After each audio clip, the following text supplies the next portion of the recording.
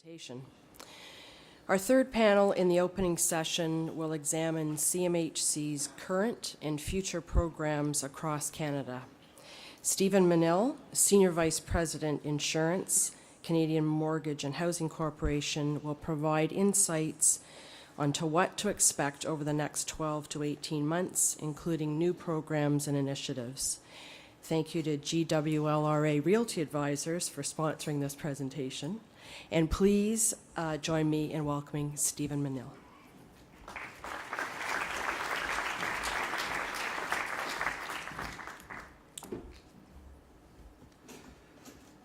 Thank you very much. Good morning. It's a pleasure to be here. I'm going to take a few minutes to kind of take us down a little bit of a level from the kind of two macro views that we've just got to giving you a little more insight into what CMHC is doing to support the rental housing markets and especially our mortgage insurance business. La plupart d'entre vous connaissent déjà bien certains aspects de notre organisation, mais je voulais commencer ma présentation par un survol de la CHL. CMHC has a broad and an important mandate in rental housing, well, in housing across the continuum. We're expected to contribute to Canada's financial stability while also facilitating access to housing. So our programs and services touch almost all aspects of the housing continuum. And also in keeping with our financial stability mandate, we're focused on becoming a best-in-class risk manager, and I'll describe a little bit in a couple of minutes what that means. We don't want to just keep the housing system safe, but we want to make it even more stable. And I think you'll agree that over the years, our presence has helped to contribute to financial stability. I'm going to show a really short video. It's a little bit of a promo video, but it will kind of help to contextualize where the rental activities are within CMHC. So it's just a couple of minutes video. So if you could play that now. More than an address or a structure, a home is the building block of family and society that gathers us and holds us together, no matter where we're from. We open the door and feel secure in our place in the community, in our country. Your own apartment, your own home, your own place to make memories, take comfort, and build a better future. It is a powerful ideal that is linked by the strongest of bonds to our identity as a nation. That's why for more than 70 years, no single organization has been more fundamental to building an inclusive housing system than Canada Mortgage and Housing Corporation. From the biggest cities to the smallest towns of this vast country, housing matters to all Canadians. Helping Canadians meet their housing needs is what we do. Our nationally available mortgage loan insurance facilitates access to rental housing and allows qualified Canadians to become homeowners. Just as important is ensuring our lenders have reliable access to funds, providing more choices for Canadians to find a mortgage, no matter where they live. That's good for the homebuyer, for our housing system, and for the financial stability of our country. When it comes to opening doors for Canadians, our people are at the forefront, offering support, guidance, and expertise in the field, and creating comprehensive tools and resources for housing sector professionals. The research we do and the data we collect and analyze allows us to provide unrivaled insight to an evolving marketplace. It helps mortgage professionals become more informed about what their clients want and expect. It allows developers to supply properties that meet those demands, and it informs decisions by all levels of government on policy and investment in Canada's housing market. We know adequate housing creates the conditions for success. Working with our partners, we help support affordable housing for all Canadians, including seniors, Indigenous, low-income households, and other vulnerable people in Canada. Our quality of life is considered one of the best in the world. It's no accident that Canada's housing system is held up as an example of what we can all accomplish when we use innovation and passion to keep moving forward. Home is at the heart of our country. For many Canadians, it starts with us.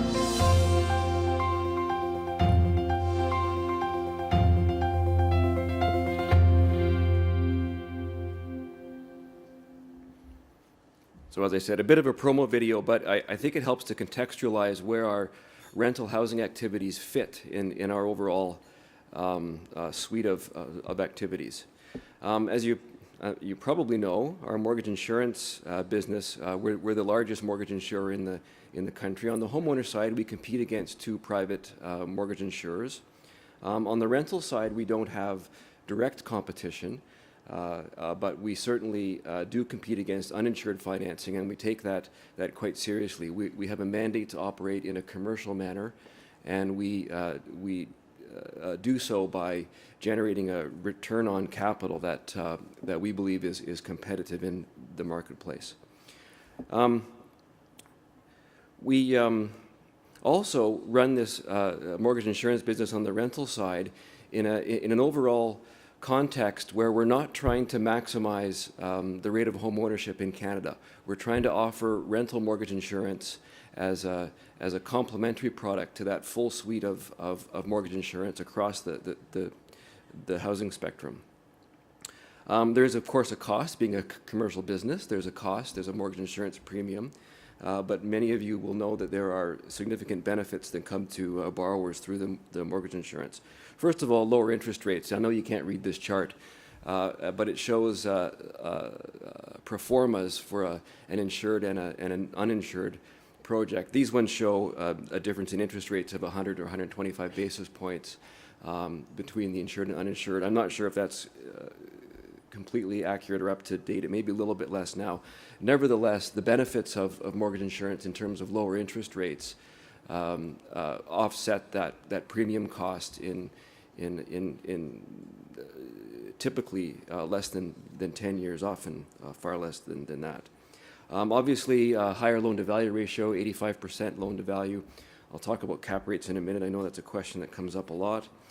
And thirdly, and probably a benefit of insurance that is not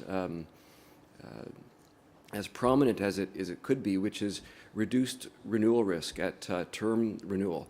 This isn't thought of very much in strong economic times, but certainly during the financial crisis, it was for a few months at least, it was very difficult to renew financing on the multi-unit side without mortgage insurance. So we take that role seriously, and being there throughout the economic cycle is quite an important part of our mandate.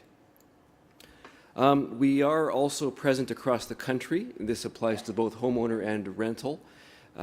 We insure almost half of, we insure loans on almost half of the large rental stock in the country. You see it broken down here a little bit on this slide by region. It's fairly consistent across the country. We also maintain a physical presence in each region of the country very deliberately. We reorganized our insurance business a couple of years ago. We de-layered the organization, went from about 9 layers of hierarchy down to 5 or 6 at the most, in an effort to try to improve client service while maintaining that regional presence. With the exception of small rental properties, which are all underwritten in our Quebec region, we have strong presence in each region of the country. I know many of you deal with our underwriting centers across the country, and I've shown their names here. You probably know most of them, but they are available to help you. A number of our regional managers are here in the room, as well as some of our underwriters and client service staff, so please take advantage of their presence and have a discussion with them. As a public insurer, we're not just focused on profit, even though we are operating in a commercial manner. We do structure some of our insurance products to support other policy objectives, some of which are becoming more and more important to the government.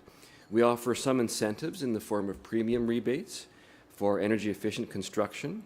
Energy-efficient buildings obviously cost less to operate. They offer tenants more comfortable, healthier living environments, have longer lifespans, and help contribute to our climate change goals and those of the government. So we take this area quite seriously. We also offer flexibilities to those creating affordable multi-unit housing. We have higher loan-to-value ratios, up to 95%. as well as reduced insurance premiums for the creation of new affordable housing. As both of our, or all three of our presenters earlier noted, housing affordability is a significant problem in many markets for both rental and homeowner. And so the higher the level of affordability offered in the project, the higher the benefit that we provide. Most borrowers are still regionally based. Yes, there are a handful of very large borrowers in Canada, and perhaps some industry consolidation occurring, but many of our borrowers are regional. And as I said, we try to maintain that regional presence.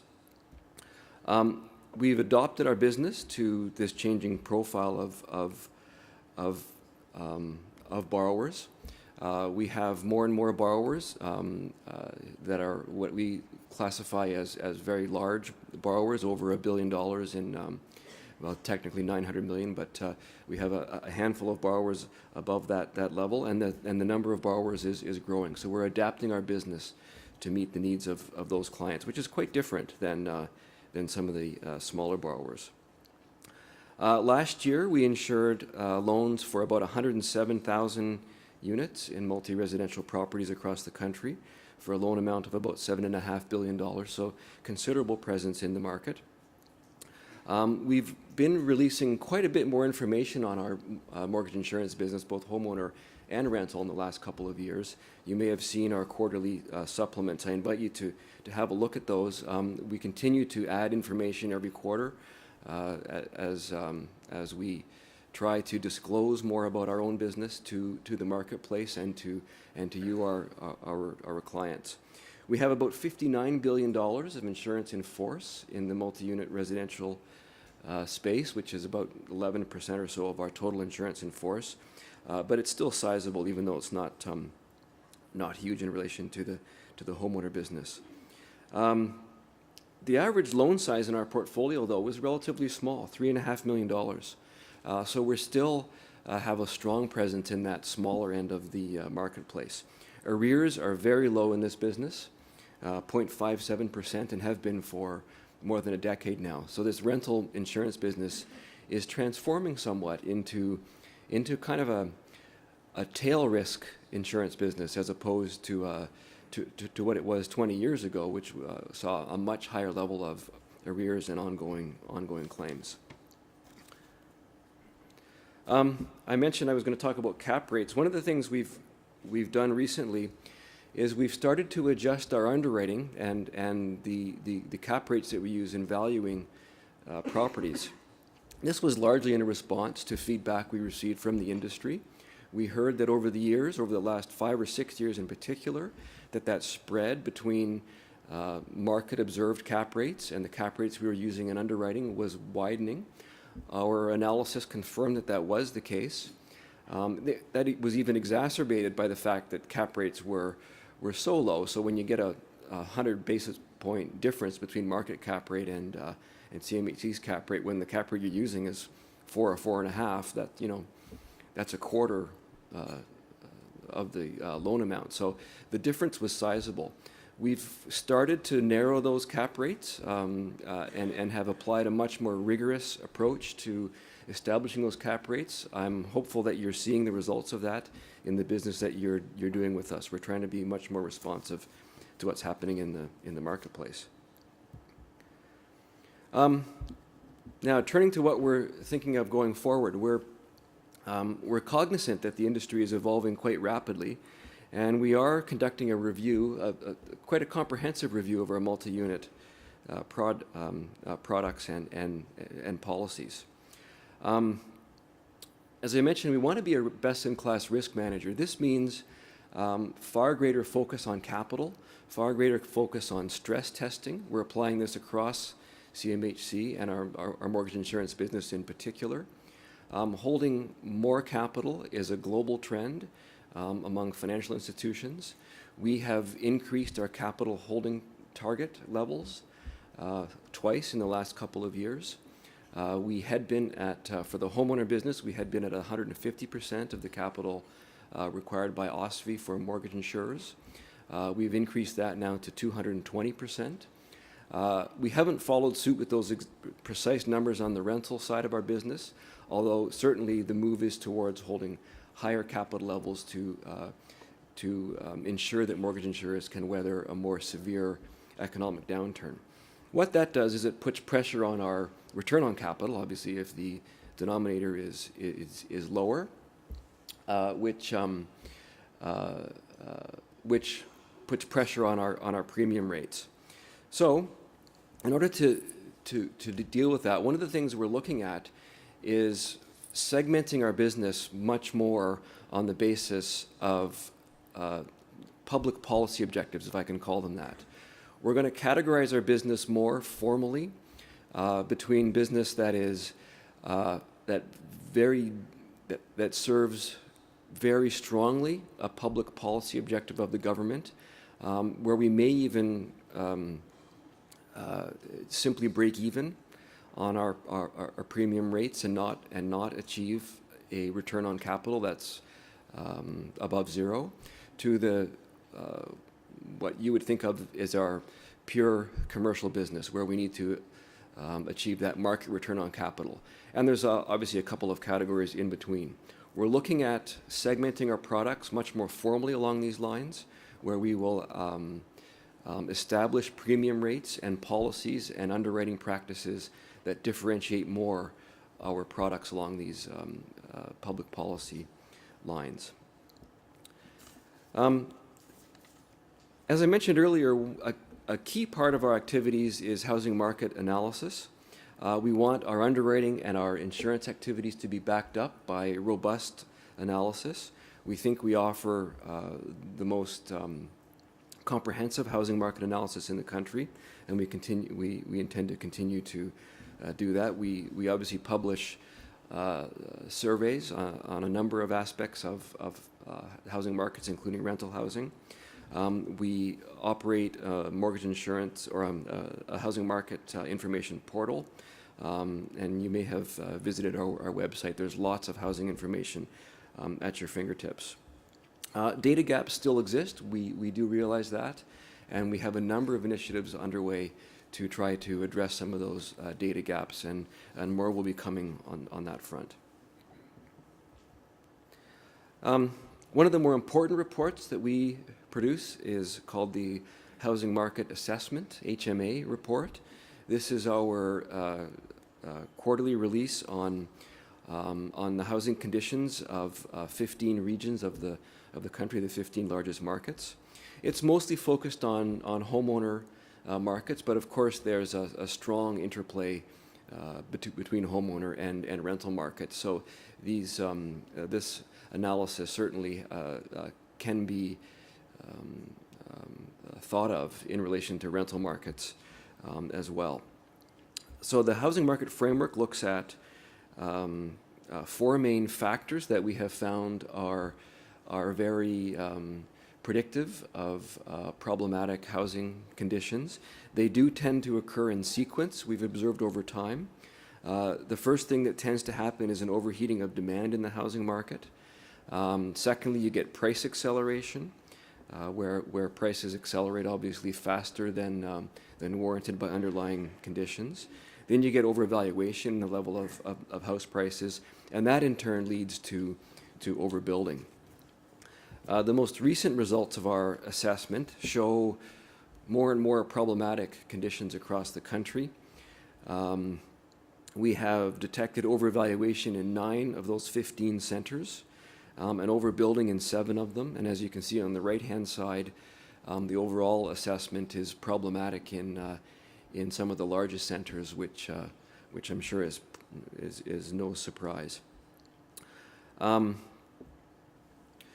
So we certainly are aware of the economic conditions and this analysis as we underwrite rental housing loans as well as homeowner loans, and it's something that we continue to keep a close eye on as we conduct our other activities. We also support research, and Benjamin Tal mentioned the importance of things like improving the helping the conditions for rental housing, both through the acceptance of rental tenure as a viable and important form of tenure accepted in the marketplace, as well as other things that we can do to help support rental housing. We do publish a number of research reports on rental housing over time. Things like water and energy saving tips for residential buildings, guides for property managers that help improve practices in the industry, information on waste management during construction and renovation, case studies on innovative building techniques, improvements that can be made to existing buildings.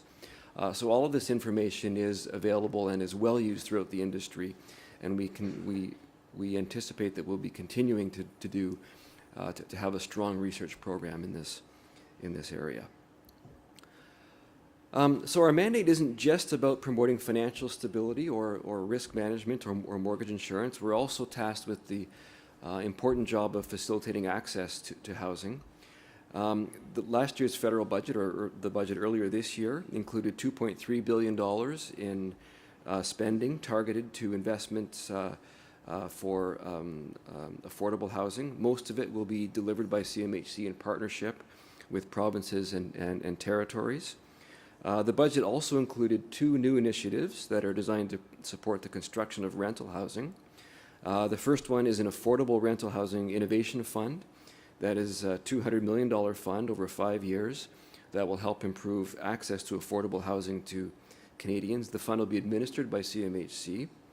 It'll be used to test innovative financing and partnership approaches, including housing models, and we saw some of them in the previous presentation, with a mix of rental and home ownership, a mix of commercial and rental development, and a mix of incomes. These are some of the things that we want to explore further and to try to encourage as much as we can. Some of these initiatives get at the supply issues that Benjamin Tal talked about.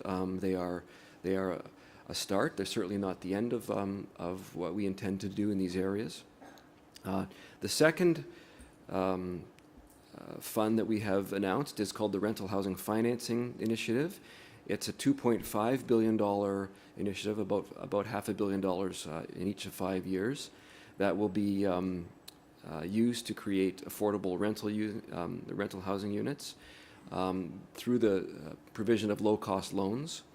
We expect that funding will be available under both of these programs in early 2017. So stay tuned to the results of our work there. We have consulted with many of you in the room actually on both of those initiatives, as well as a number of other stakeholders. So work continues on those initiatives. Benjamin Tal also mentioned that he's going to Ottawa on Friday for a consultation on the National Housing Strategy. This is part of a large consultation we're undertaking across the country. You may have even noticed this morning some of the headlines were around these consultations. The National Housing Strategy will help meet the needs of all Canadians, and it's intended to improve the lives of those greatest in need. We're going to explore new and innovative ways of responding to persistent housing challenges, and that will include, of course, ways to improve housing outcomes for Canadians. We're supporting Minister Duclos in the development of the National Housing Strategy. As I mentioned, public consultations were launched at the end of June. You can share ideas that you may have on this strategy through our website. It's called letstalkhousing.ca. There's lots of social media around this and lots of opportunity for you to provide input and feedback. I strongly encourage you to visit that website and to participate as much as you can in that National Housing Strategy consultation. The consultations will wrap up next month. As you may have seen in some of the media, we will be providing advice to the government on the way forward. After that, we will release a report summarizing what we heard in late November, and then, as I said, we'll be advising the government on next steps. So I again, encourage you to participate in that exercise. Finally, I already said it, but I'll reiterate, I encourage you to contact your client relationship manager in our multi-unit housing business if you have any questions. Please do visit that website, and I look forward to meeting with some of you later in the session and later on this afternoon. So thank you very much for your time.